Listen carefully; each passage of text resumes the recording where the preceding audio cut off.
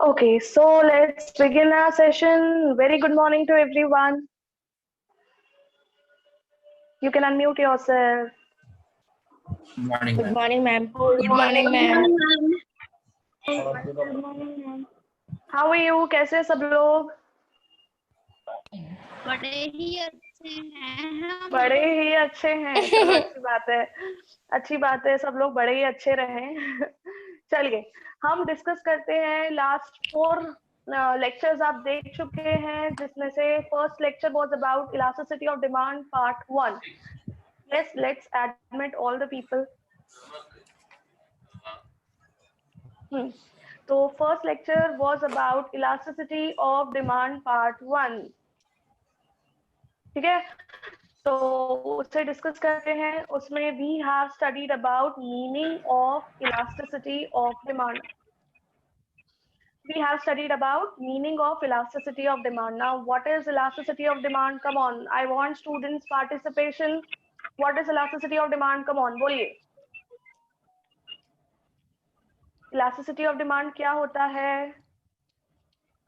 Degree of change in quantity demanded due to any of its determinants. चलिए देखिए, क्या होता है जब भी इनकम चेंज होती है, प्राइस चेंज होती है, एडवर्टाइजमेंट करते हैं, तो उससे डिमांड में चेंज आता है। पर जब हम ये स्टडी करते हैं कि कितनी प्राइस चेंज हुई और उसके कारण डिमांड में कितना चेंज आया, तो वो होगा इलास्टिसिटी ऑफ डिमांड। इनकम, अरे अरे अरे क्या हो गया? म्यूट हो जाइए जिसके घर में पीछे बात हो रही है। यस, और अगर इनकम चेंज हो रही है तो उससे डिमांड चेंज होगी। तो कितनी इनकम चेंज होने से कितनी डिमांड चेंज होगी उसे हम स्टडी करेंगे इलास्टिसिटी ऑफ डिमांड में। कितना और एडवर्टाइजमेंट करने से कितनी डिमांड में चेंज आएगा उसे हम स्टडी करेंगे इलास्टिसिटी ऑफ डिमांड में।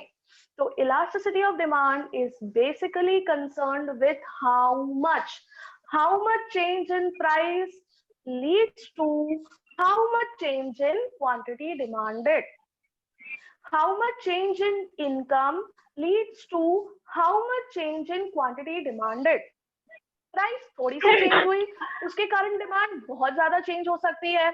प्राइस थोड़ी सी चेंज हुई उसके कारण डिमांड बिल्कुल भी चेंज नहीं हो सकती है। तो जब हम ये स्टडी करते हैं कि जो भी डिटर्मिनेंट्स हैं प्राइस, इनकम, एडवर्टाइजमेंट, इनमें कितना चेंज आता है और उसके अकॉर्डिंग डिमांड में चेंज तो आएगा, पर how much quantity demanded changes जब हम मेजर करते हैं कि डिमांड कितनी चेंज हो रही है तो उसे हम बोलेंगे क्या, इलास्टिसिटी ऑफ डिमांड।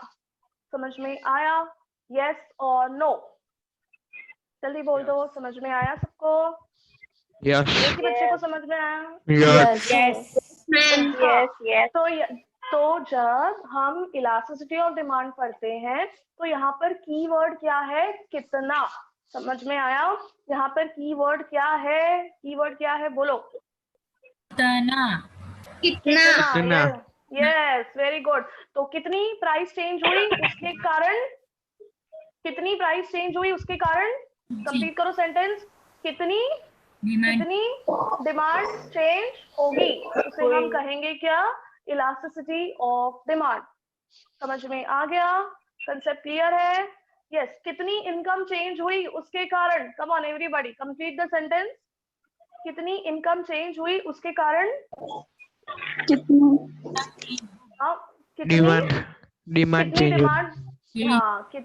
कितनी डिमांड चेंज होगी। अंडरस्टूड? इलास्टिसिटी का मतलब पता है सबको? Now tell in your words, Hindi में बताएंगे Yes. क्या होता है इलास्टिसिटी ऑफ डिमांड। जरा मैं भी तो देखो कंसेप्ट क्लियर हुआ कि नहीं, जल्दी बता दो। एनीवन कीवर्ड ले लो। बोलो जल्दी। कितनी डिमांड चेंज हो उसके कारण कितनी प्राइस चेंज होगी। अरे उल्टा हो गया खुशबू, आपने उल्टा बोल दिया। डिटर्मिनेंट के कारण डिमांड चेंज होगी। Demand is a passive factor, पढ़ा है ना? Demand is a passive factor, demand दूसरों पे डिपेंड है। यस। कितनी क्या चेंज होगी, पहले प्राइस चेंज हो। कितनी प्राइस के कारण कितनी डिमांड चेंज होगी। Yes, understood? एक ही बच्चे को आया है क्या समझ में? कितनी प्राइस चेंज हुई और उसकी वजह से डिमांड कितनी चेंज हुई वो। Very good. चलिए, अब इलास्टिसिटी ऑफ डिमांड 4 टाइप्स की होती है। सबसे पहली इलास्टिसिटी है प्राइस इलास्टिसिटी ऑफ डिमांड। हाँ, सेकंड इनकम इलास्टिसिटी ऑफ, हाँ, थर्ड क्रॉस इलास्टिसिटी ऑफ, और फोर्थ है एडवर्टाइजिंग इलास्टिसिटी ऑफ डिमांड। हम स्टार्ट करते हैं प्राइस इलास्टिसिटी ऑफ डिमांड। अभी तक आपने जितने भी वीडियोस देखे उसमें हमने प्राइस इलास्टिसिटी ऑफ डिमांड को ही डिस्कस किया है। प्राइस इलास्टिसिटी ऑफ डिमांड का मतलब कितनी, वापस से रिपीट करते हैं। प्राइस इलास्टिसिटी ऑफ डिमांड का मतलब कितनी, बोलो जल्दी से। Come on, everyone should unmute yourself, सबको नींद आएगी वरना। कितनी डिमांड, कितनी प्राइस चेंज होती है उसके कारण, कितनी डिमांड में चेंज आया। यस। कितनी प्राइस चेंज हुई उसके कारण कितनी कितना डिमांड में चेंज आया। यस। तो कैसे बोलेंगे? Percentage change in quantity demanded due to percentage change in its price. चलिए once again, percentage change in, अरे क्या demand, percentage of a commodity due to change in price. Okay. चलिए next, price elasticity of demand को calculate करने के सबसे पहला method होता है proportionate method. The first method to calculate price elasticity of demand is proportionate method. Proportionate method का एक और नाम क्या है? Percentage method. Yes, very good. Yes, everyone. Proportionate method or Percentage. method. Yes, a percentage method में formula same, percentage change in बोलो percentage Demand. quantity demand हाँ upon demanded of Percentage change in price of price. it. Yes, so percentage change in demand of a commodity to percentage change in its price. चलिए percentage change in demand कैसे निकालते हैं? Q2, come on everyone, सबके पास लिखा हुआ है. I hope every one of you is making notes. Q2 minus Q1 upon Q1 into 100. Yes, once again, Q2 minus Q1 upon Q1 into 100. Now what is Q2? What is Q2? Q2 का मतलब है new demand. और Q1 का मतलब है old demand.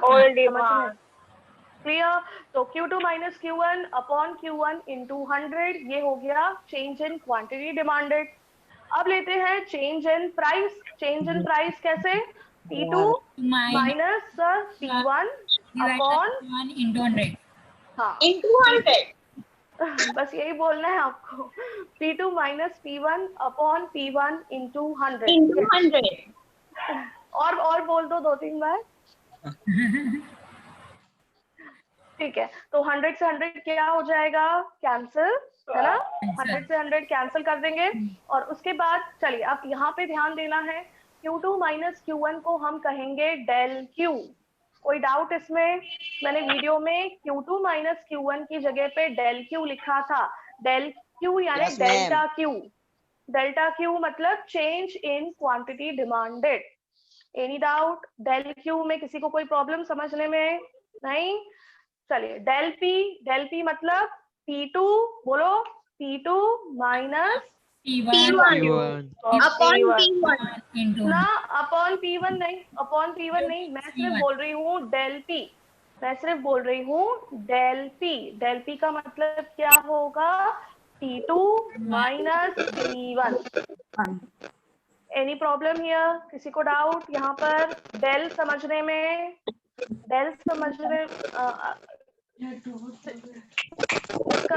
जिसके भी mic में प्रॉब्लम है वो म्यूट हो जाओ. जिसके भी माइक में प्रॉब्लम आ रही है वो म्यूट हो जाओ. तो P2 माइनस P1 का मतलब होता है डेल P और Q2 माइनस Q1 का मतलब होता है डेल Q. ये याद रखना है. चलिए ये हुआ हमारा प्रोपोर्शनेट मेथड और percentage method. Second method to calculate price elasticity of demand is total outlay method. है सबके पास नोट्स में? Second method to calculate price elasticity of demand is total outlay method. Total outlay method का दूसरा नाम, come on, unmute yourself and tell me. Expenditure. Yes, expenditure method. अब total outlay, हाँ, अब expenditure कैसे निकलता है? Price into quantity. एक्सपेंडिचर कैसे निकलेगा? Price into quantity. अब जब अगर हमें इलास्टिसिटी मेजर करनी है तो हम ये देखेंगे कि प्राइस और एक्सपेंडिचर में कैसा रिलेशनशिप है. अगर प्राइस और एक्सपेंडिचर में डायरेक्ट नहीं, पहले इनवर्स डिस्कस करते हैं. प्राइस और एक्सपेंडिचर में अगर इनवर्स रिलेशनशिप है, दिख रहा है सबको?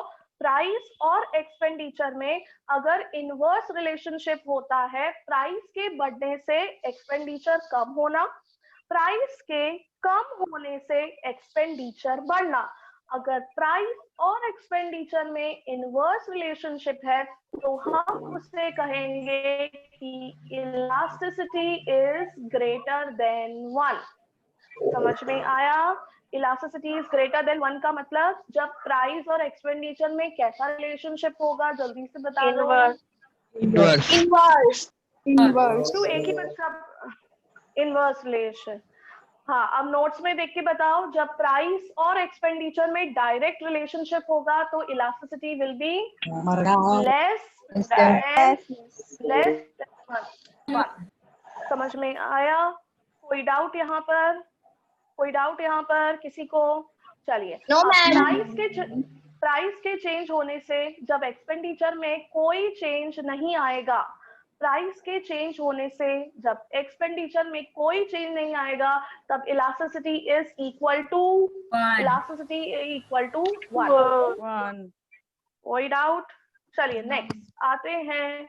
आगे बढ़ने से पहले मैं डिग्रीज ऑफ इलास्टिसिटी डिस्कस करूंगी। पहले हम पीछे चले जाइए degrees of elasticity of demand पर। सबसे पहली डिग्री जो हम डिस्कस करने वाले हैं वो है, ध्यान से समझ जाओ और इस पर मैक्सिमम एमसीक्यूज एग्जाम में आते हैं। First degree is relatively elastic demand. मिला सबको नोट्स में? Relatively elastic demand. अब क्या होता है रिलेटिवली इलास्टिक डिमांड? जब प्राइस में थोड़ा सा चेंज आएगा और डिमांड में चेंज बहुत ज्यादा आएगा तो उसे हम कहेंगे relatively elastic demand. ED is greater than 1। कोई डाउट इसे समझने में? ED is greater than 1। Any doubt to anyone? Ma'am एक बार रिपीट करो। ईडी इज ग्रेटर देन 1 यानी elasticity is relatively elastic. Relatively elastic का मतलब होता है जब प्राइस थोड़ी सी चेंज हुई, डायग्राम में दिख रहा है प्राइस में चेंज थोड़ा सा है पर डिमांड में चेंज बहुत ज्यादा है। तो इसलिए उसे हम कहेंगे क्या? उसे हम कहेंगे क्या? रिलेटिवली। बोलो सब लोग, रिलेटिवली इलास्टिक डिमांड।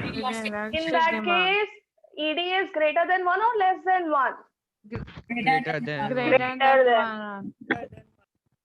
प्राइस में कम चेंज, डिमांड में बहुत ज्यादा। Very good. चलिए नेक्स्ट आते हैं रिलेटिवली इनइलास्टिक। रिलेटिवली इनइलास्टिक खोलिए। अब रिलेटिवली इनइलास्टिक में अपोजिट, प्राइस में चेंज ज्यादा, डिमांड में change come. ED is Less than 1. चलिए, अब ये जो दो हमने डिस्कस किए, दोनों के डायग्राम्स आपके सामने बने हुए हैं। Yes, ma'am. हाँ, तो रिलेटिवली इलास्टिक डिमांड का ग्राफ देखिए। रिलेटिवली इलास्टिक डिमांड का जो ग्राफ है वो फ्लैट है, इट इज क्वाइट फ्लैट। और इन इलास्टिक का जो है वो स्टीप है। वहां पर लिख दीजिए, रिलेटिवली इलास्टिक के आगे लिखेंगे flat curve. Relatively elastic demand के आगे लिखेंगे फ्लैट कर्व। और रिलेटिवली इन इलास्टिक डिमांड के आगे सॉरी, रिलेटिवली इन, बेटा you're coughing तो हाँ म्यूट हो जाना।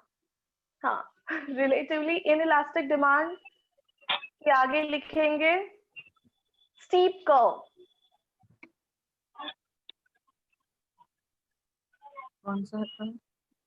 Steep, STEEP, steep curve. चलिए, जब भी कर्व फ्लैट होता है तो इलास्टिसिटी इज Greater than 1. बोलो जल्दी, greater than 1 Greater than 1. हाँ, और जब कर्व स्टीप होता है तो Less than जब 1. कर्व स्टीप होता है Less than 1. हाँ, अब ये कंसेप्ट वापस से थर्ड ईयर में रिपीट होगा। तो जब मैं थर्ड ईयर के बच्चों को पढ़ाती हूँ तो उनको फ्लैट कर्व, स्टीप कर्व पता ही नहीं होता है इलास्टिसिटी के बारे में। तो you should remember this will repeat again after 2 years। ये वापस से आना है, ठीक है? अगर बीकॉम में कंटिन्यू रहा तो, फेल नहीं हुए तो, सारे सब्जेक्ट्स में पास हो गए तो, ठीक है? चलिए रिपीट कर आगे बढ़ते हैं। अब आते हैं unitary elastic demand. Unitary elastic demand के केस में डिमांड कर्व स्ट्रेट लाइन नहीं है। डिमांड कर्व स्ट्रेट लाइन बनी है क्या? नहीं. It is a curve. It is a curve, right? Curve. अब यूनिटरी इलास्टिक डिमांड के केस में जितना चेंज बोलो कितना आया, आएगा प्राइस में आया, उतना ही नहीं चेंज change, डिमांड में डिमांड में आया। चलिए डन। नेक्स्ट आते हैं perfectly elastic demand. Perfectly elastic demand देखिए, परफेक्टली इलास्टिक डिमांड में it is parallel, demand curve is parallel to which axis, ये पूछा जाता है। एक्स एक्सिस, यानी प्राइस में कोई चेंज नहीं है, फिर भी डिमांड क्या हो रही है, Q1 Q2 Q3 डिमांड क्या हो रही है, बढ़ रही है, राइट, या चेंज हो रही है। तो when there is no change in price, still there is change in demand. Very good. तो उसे हम कहेंगे क्या, कैसी इलास्टिसिटी, परफेक्टली इलास्टिक। यस, अब परफेक्टली इलास्टिक डिमांड को ध्यान से समझना। फॉर्मूला होता है percentage change in quantity demanded. Yes, हमारी डिमांड तो चेंज हो रही है तो कुछ ना कुछ वैल्यू न्यूमरेटर में आएगी, पर अपॉन में आता है परसेंटेज चेंज इन प्राइस। तो क्या प्राइस चेंज हो रही है, क्या प्राइस चेंज हो रही है, तो डिनोमिनेटर में आ जाएगा 0। Something upon 0 gives us infinity. Clear है, यहाँ पे कोई डाउट? इंफिनिटी कैसे आया, कौन बताएगा, इंफिनिटी वैल्यू कैसे आई? मैम कोई भी नंबर को डिवाइड 0 से करोगे तो वही आंसर आएगा। वही आंसर नहीं, इंफिनिटी मतलब आएगा। हाँ सॉरी इंफिनिटी आएगा। हाँ, अच्छा अब कोई नंबर को 0 से आपने क्यों डिवाइड किया है यहाँ पे? क्योंकि मैम क्वांटिटी में तो चेंज, इसमें चेंज नहीं है। Very good. प्राइस में कोई चेंज नहीं है और डिमांड में चेंज है, तो न्यूमरेटर में तो कोई वैल्यू होगी, पर डिनोमिनेटर में कोई भी वैल्यू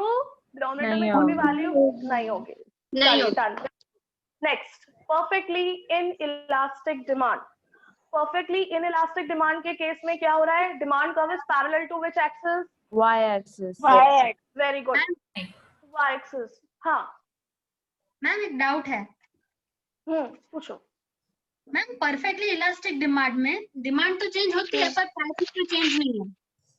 हाँ, प्राइस में चेंज नहीं है। यस, तो उसका मतलब ये हुआ कि अदर फैक्टर्स की वजह से उसकी डिमांड चेंज हुई है। यस, इट कैन हैपन कि ड्यू टू अदर फैक्टर्स उसकी डिमांड चेंज हो रही है। Very good, correct. Price elasticity में कैसे आएगा तो फिर प्राइस इलास्टिसिटी ऑफ डिमांड? हाँ, अच्छा, सिर्फ प्राइस और डिमांड की देखें तो रिलेशनशिप, सिर्फ प्राइस और डिमांड में रिलेशनशिप देखें, प्राइस इलास्टिसिटी का मतलब क्या होता है, सिर्फ प्राइस और डिमांड में डिफरेंस या रिलेशनशिप। तो प्राइस में तो कोई चेंज, कोई चेंज नहीं आया, पर डिमांड में चेंज आ रहा है। तो यहाँ पर हम बाकी सारे फैक्टर्स को भूल के सिर्फ किसको देख रहे हैं, प्राइस एंड डिमांड। प्राइस क्या हो रही है, उतनी की उतनी है, और डिमांड में चेंज आ रहा है। समझ में आया, क्लियर है? बाकी सारे फैक्टर्स को भूल जाओ, क्योंकि अभी तो हम प्राइस इलास्टिसिटी पढ़ रहे हैं। तो प्राइस इलास्टिसिटी तो सिर्फ किसको देखना होता है, मैग्नीफाइंग ग्लास लेके सिर्फ प्राइस और डिमांड। समझ में आया, क्लियर है? Yes ma'am, thank you. Next, हाँ वेलकम। चलिए अभी आते हैं इन इलास्टिक पे। Elastic parallel to which axis, y axis.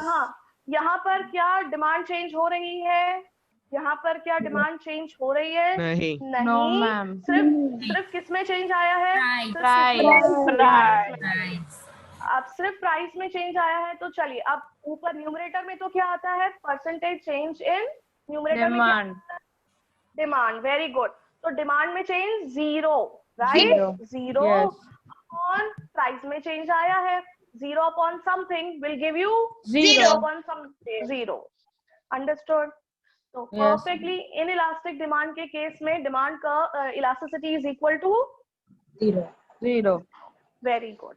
चलिए नेक्स्ट आते हैं, अब हम डिस्कस कर मेथड्स पर फिर से आ जाते हैं। हमने परसेंटेज मेथड और एक्सपेंडिचर मेथड देख लिया था, अब देखते हैं ज्योमेट्रिक मेथड। ऐसा तो नहीं बच्चे सिर्फ नोट्स बना के बैठ जाते हो, समझते नहीं हो, समझ में तो आता है ना?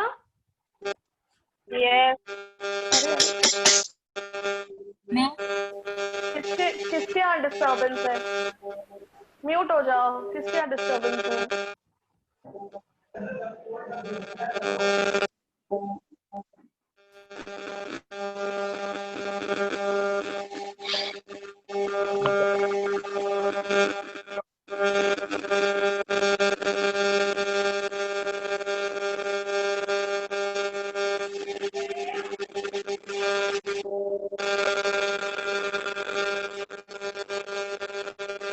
What is happening? मुझे ही आ रही है बहुत आवाज आ रहा है। यस, हो गया खत्म हो गया। बेटा जिसका भी है प्लीज म्यूट हो जाइए। चलिए नेक्स्ट आते हैं ज्योमेट्रिक मेथड। ज्योमेट्रिक मेथड में द फॉर्मूला। हाँ पूछो। ये आपने पैरेलल टू वाई एक्सिस बोला, उसमें change in price, change in demand होगा या change in demand upon price?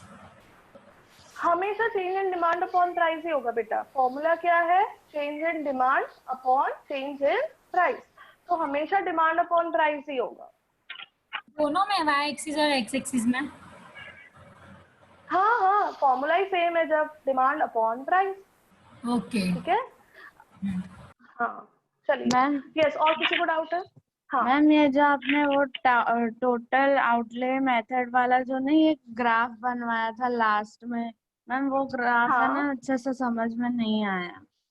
Okay चलिए देखते हैं। टोटल आउटले वाले ग्राफ को पहले देखते हैं। देखिए टोटल आउटले वाले ग्राफ में 3 ग्राफ्स हैं जो एक साथ बने हैं। सबसे पहले देखिए, सबसे फर्स्ट में देखिए क्या है। अच्छा एक काम करते हैं, इस ग्राफ को हम अभी पेंडिंग रखते हैं। Let me first next time में जब I will be correcting my digital pen, तब मैं आपको ये ग्राफ समझा दूंगी। Right now I am not having digital pen, तो मैं आपको फिर व्हाइट बोर्ड पर समझा दूंगी। ओके ठीक है। चलिए तो ये ग्राफ मेरी तरफ से पेंडिंग है, I will explain you. Next आते हैं, बोलिए अभी नेक्स्ट था ज्योमेट्रिक मेथड। ज्योमेट्रिक मेथड का फॉर्मूला है elasticity is equal to lower segment of the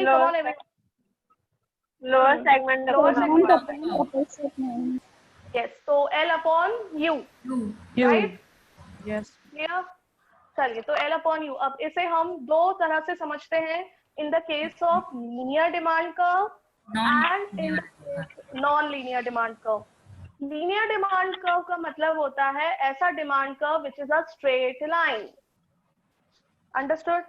non linear demand curve का मतलब होता है ऐसा demand curve which is in the form of a curve, it is not a straight line. Clear? तो अब आते हैं स्ट्रेट लाइन के केस में। किसी को डाउट? मैं अब पूछ रही हूँ, किसी को डाउट? देख लीजिए। चलिए, C was the middle point, right? सबने बनाया है graph, C was the middle point? Yes ma'am. चलिए अब आप लोग बोलेंगे मेरे पास ग्राफ नहीं है। C से लोअर सेगमेंट क्या है? C E, right? CE upon yes upon upper segment CA। Yes, CE upon CA, right? तो CE अपॉन CA में CE और CA एक दूसरे के इक्वली है। क्यों इक्वल है? मैम क्योंकि C is the center point. Very good. क्या मैम सुनीता क्वेश्चन पूछ रहे हो? C is the center point, तो CE अपॉन CA। तो elasticity will be coming equal to 1। Any doubt? Any doubt? चलिए next point D। Point D से lower segment is DE। Yes, अब इतने सारे बच्चे ज्वाइन हुए हैं तो why only few are speaking? DE upon upper segment yes. तो लोअर सेगमेंट है DE, तो DE छोटा है DA से? DE छोटा है DA से? यस। तो न्यूमरेटर बड़ा है कि न्यूमरेटर छोटा है? न्यूमरेटर बड़ा है। हाँ न्यूमरेटर छोटा है। छोटा है। हाँ हाँ DE अपॉन DA, तो DE तो छोटा है ना, दिख रहा है ना सबको ग्राफ में। Yes ma'am. और जब न्यूमरेटर छोटा होता है तो आंसर, न्यूमरेटर छोटा होता है तो आंसर 1 से लेस आता है। लेस देन हाँ, 1। yes, so elasticity will be less than 1। चलिए, अब इलास्टिसिटी जब लेस देन 1 होती है तो उसे हम कौन सी डिग्री बोलते हैं? वो डिग्री क्या कहलाती है? Relatively in elastic demand. Very good, very good. चलिए नेक्स्ट आते हैं पॉइंट डी के बाद। कौन सा पॉइंट था? Point B. Point B. चलिए पॉइंट बी पे लोअर सेगमेंट, पॉइंट बी पर lower segment BE upon BE upon BA. Yes, तो बीई अपॉन बीए। अब यहाँ पर बीई की वैल्यू छोटी है कि बड़ी है? बीई साइज में बड़ा है कि छोटा है? बड़ा है। बड़ा है। तो जब न्यूमरेटर डिनोमिनेटर से बड़ा होता है तो आंसर आता है ग्रेटर देन 1। चलिए, तो it will be relatively elastic demand. एक ही बच्चा क्यों बोलता है relatively elastic demand. Done. Next आते हैं एट पॉइंट ए। चलिए ए पॉइंट पे, यस, हाँ ए पॉइंट पर lower segment is upon 0। Something upon 0 is Infinity. So at point A, elasticity will be perfectly Yes. elastic demand. चलिए next at point E.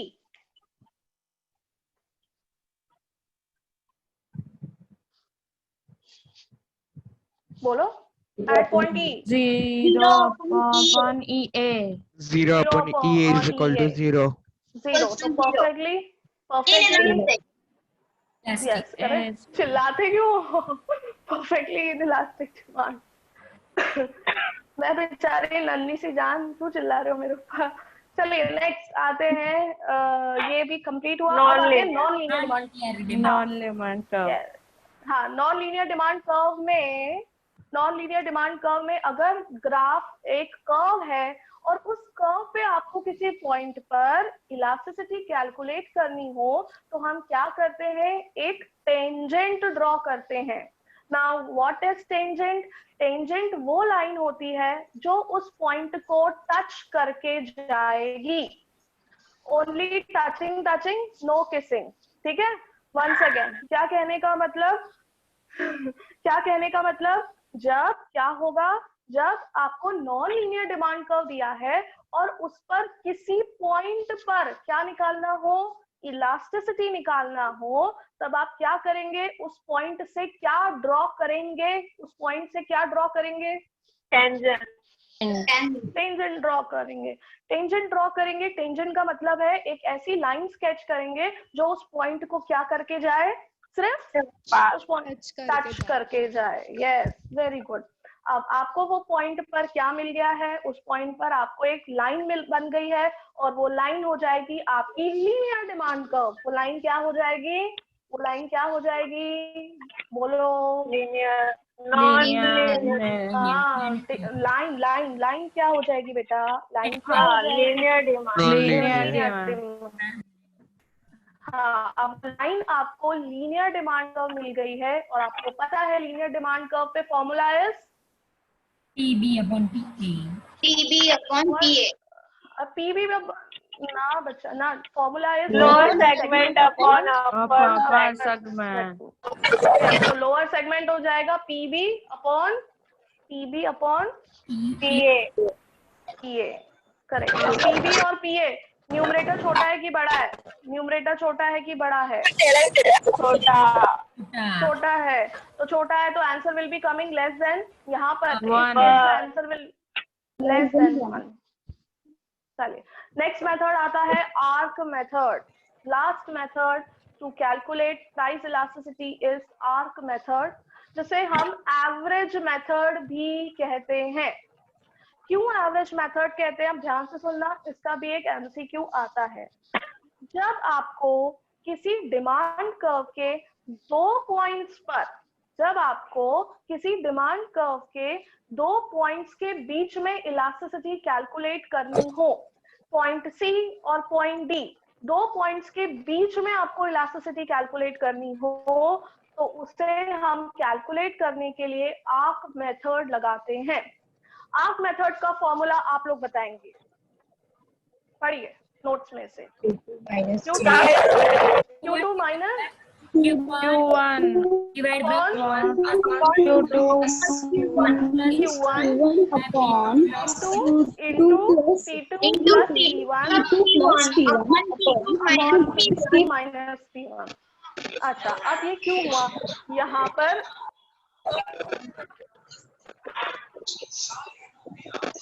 2 minute mute हो जाओ सब लोग, mute yourself, mute yourself please. Yes, अब यहाँ पर Q2 Q1 P2 P1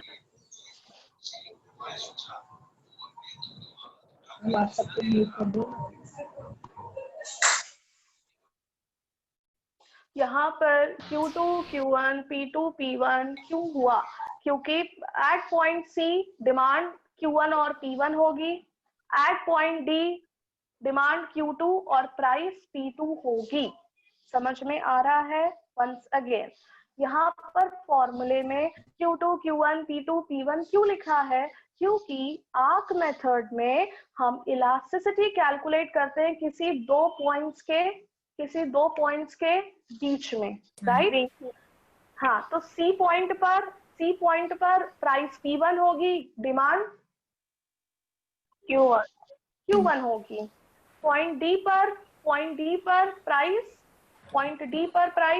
P2 होगी और डिमांड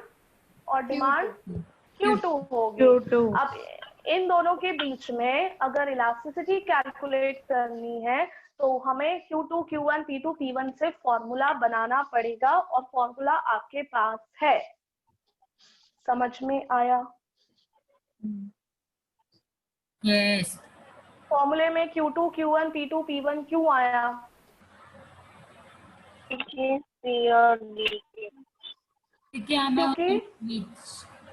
क्योंकि पॉइंट C पर